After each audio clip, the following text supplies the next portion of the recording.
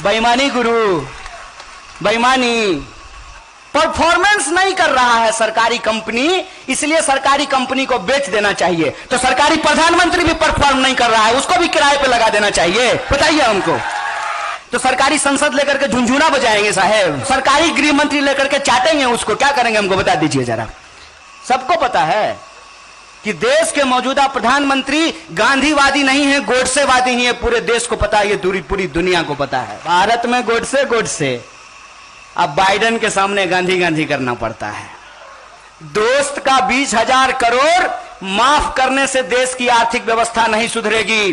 दोस्त के खजाने से 20,000 करोड़ लीजिए और देश की आम जनता में उसको न्याय योजना के तहत बांटिए, तब देश की अर्थव्यवस्था बचेगी। यह बात हम लोगों को समझना होगा।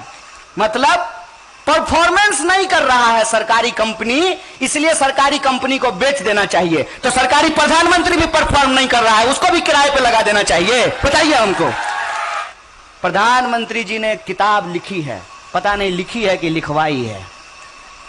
उस किताब में लिखा हुआ है कि कचरा उठाने से आध्यात्मिक सुख मिलता है। मोदी जी बगल में ही घर है, आइए कल हम लोग गटर में उतरेंगे, आध्यात्मिक सुख लेंगे थोड़ा सा।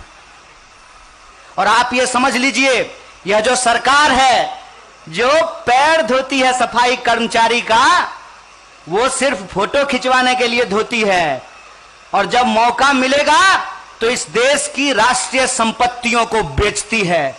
और आप जानते हैं कि जब राष्ट्रीय संपत्तियां बिकेगी, जब रेलवे बिकेगी, जब एयर इंडिया बिकेगा, तो उसमें असंगठित क्षेत्र से मजदूर काम करने के लिए आएंगे। जेट एयरवेज बिक गया, रातों रात सैकड़ों मजदूरों और एम्प्लॉय को निकाल करके बाहर कर दिया गया। ये जो देश की संपत्ति की लूट है, इस लूट को हमको समझना पड़ेगा। लूटेंगे देश को। अब बड़का बड़का फोटो पेट्रोल पंप पे लगा करके हंसता हुआ नूरानी चेहरा दिखा रहे हैं। ये बेशर्मी है साहब, इस बेशर्मी को समझिए। और इसीलिए मैं कह रहा हूं, पूरी जिम्मेदारी के साथ कह रहा हूं कि आप तमाम लोग जो हैं, उनको अपने हक और अधिकार के लिए, और जो कानून सरकार ने बनाए हैं, अक्सर लोग हमसे पूछता है कि क्या किया कांग्रेस पार्टी ने 70 साल में।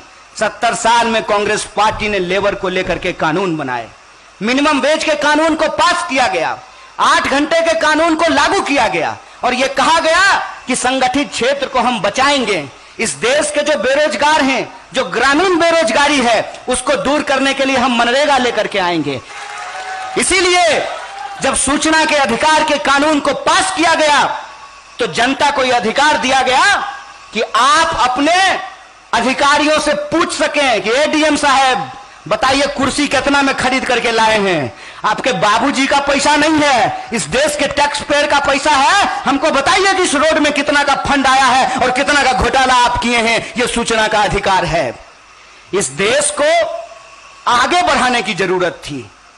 कहते हैं ना, थोड़ा सा गिला शिकवा क्या हुआ हमारे घर में कि पड़ोसी ने मुकदमा बिठा दिया है। पड़ोसी ने मुकदमा बिठा दिया है। दिक्कत हो सकती है, गवर्नेंस में प्रॉब्लम हो सकता है, करप्शन का प्रॉब्लम हो सकता है। मैं देश की जनता से ये याद दिलाना चाहता हूं, लेकिन आपने बदले में आकर के एक ऐसे आदमी को बिठा दिया है जो बोला कि हम चौकीदार हैं। वो चौकीदार नहीं है, वो चौकीदार नहीं है। इस जो है भ्रम में मत रहिए। और मैं एक सवाल पूछता हूं कि अगर वो कहते हैं कि वो चौकीदार हैं, तो चौकीदार को इस देश की संपत्ति अपने दोस्तों को किराया पर देने का अधिकार है? बोलिए।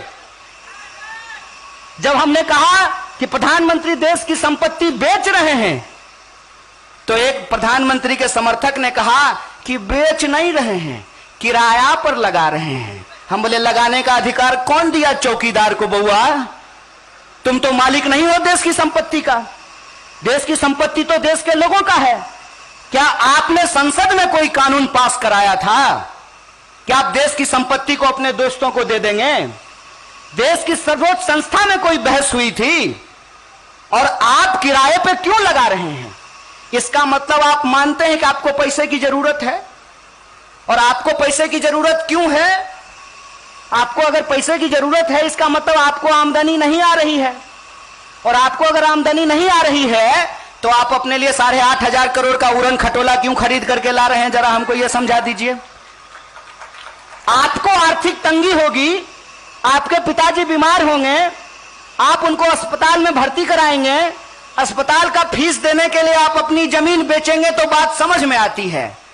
लेकिन आपके पिताजी बीमार हों, अस्पताल में भर्ती हों और आप जमीन गिरवी रख करके अपने लिए बुलेट खरीद लें, तो इसको तो जो होशियारी नहीं कहते हैं, इसको तो बेईमानी कहते हैं, इसको तो अय्यासी कहते हैं। कोई मुझे बताए, जब देश इस तरह की आर्थिक मंदी से गुजर रहा है तो 20,000 करोड़ का प्रधान सेवक का महल बनाना जरूरी है।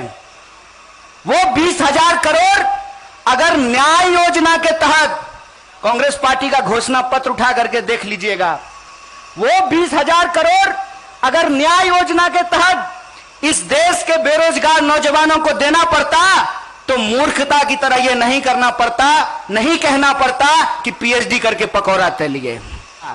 दोस्त का 20,000 करोड़ माफ करने से देश की आर्थिक व्यवस्था नहीं सुधरेगी। दोस्त के खजाने से 20,000 करोड़ लीजिए और देश की आम जनता में उसको न्याय योजना के तहत बांटिए, तब देश की अर्थव्यवस्था बचेगी। यह बात हम लोगों को समझना होगा।